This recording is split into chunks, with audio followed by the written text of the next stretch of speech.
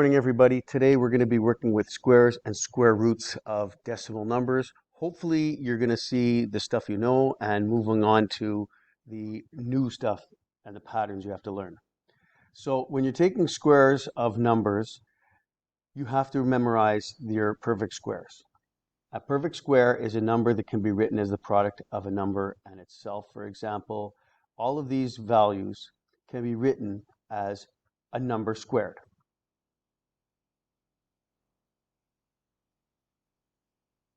Hopefully you can predict these. You know them straight off the top of your head. Now, when we go to square root these numbers, we're going to have to know these backwards. So if you don't know this list, you're going to have a lot of trouble with the next part. So when I'm asking you to square root numbers, I can only choose numbers that have perfect squares. All right? So I'm going to take numbers that would be on that list and ask you, what number do you need to square to get the value underneath that radical symbol? So taking a look at these, you're basically saying, what is the square, or this number is the square of what? So 25, you square the 5, you get 25, right? You're saying, what do you unsquare these numbers? So 10 squared gives 100. And the square root of 225 is 15, because when you square 15, you get that 225 back. The square root of 121 is 11. Square root of 81 is 9. Just double check. Is 9 squared equal to 81? 196, hopefully you memorized that one. 20 is the square root of 400, and 7 is the square root of 49. This is supposed to be understood, and you're supposed to be comfortable with these concepts. Now, when I throw in some extra zeros in here, life becomes a little more complicated, because when you square a number that has some zeros in it, you're going to have to double the number of zeros. In other words, squaring the 20, I'm going to have 2 zeros in that answer, even though 20 only has 1 zero. When you square 3,000, you're going to have 6 zeros, double the number of zeros in 3,000. The square of 150. So first you square the 15, and you get 225, and then you double the number of zeros. Same thing for 1,700. You take the 17 times itself, which is 289. Now, if you look at the number of zeros, what's going on there? I didn't double the number of zeros. So you need to have 2 more zeros. You have to double the number of zeros.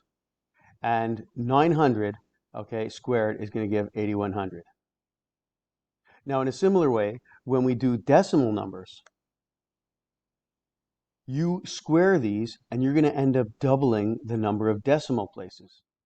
So when I go for the square of 1.8, I square the 18, which is 324, but then I have 1 decimal place in the 1.8, so I'm going to have 2 decimal places in the 3.24.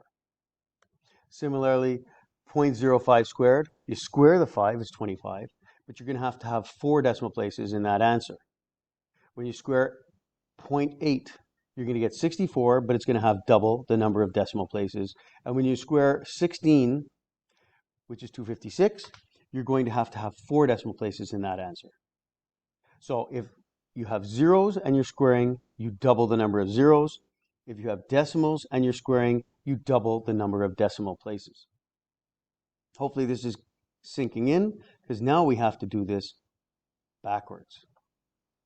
When you are taking square roots with zeros or decimals, you're actually going to take half the number of zeros, and we're going to do half the number of decimal places. But let's take a look at this, the one with the zeros first.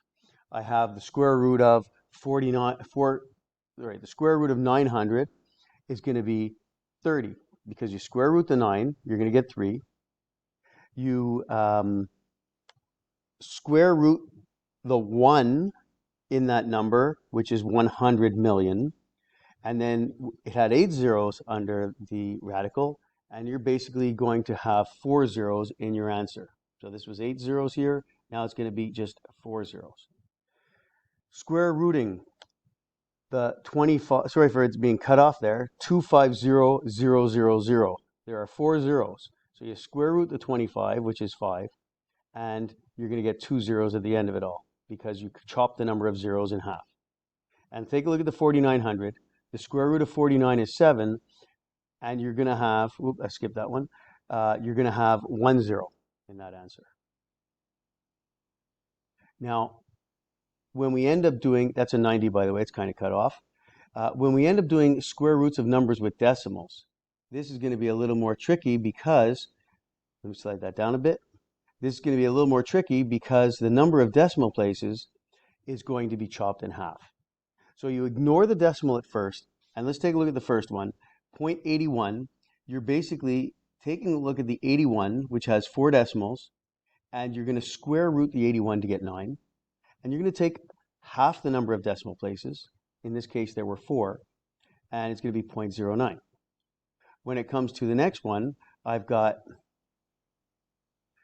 0.09 that I'm square rooting. Well, there are 2 decimal places. The square root of 9 is 3. There are 2 decimal places. You're going to cut the number of decimal places in half. So you're going to have 1 decimal place. The 1.21, the square root of 121 is 11. 1.21 has 2 decimals. Well, now we're only going to have 1 decimal because you're square rooting it. Half the number of decimal places. Let's take a look at the 0.000196, which has 6 decimal places. And those 6 decimal places, when you square root it, are going to wind up as 4 decimal places. Whoops, sorry about that. Are going to wind up with 3 decimal places compared to the original. That's what we need to practice. Hopefully you're going to get a little bit good at this. You have to memorize your perfect squares. Thank you.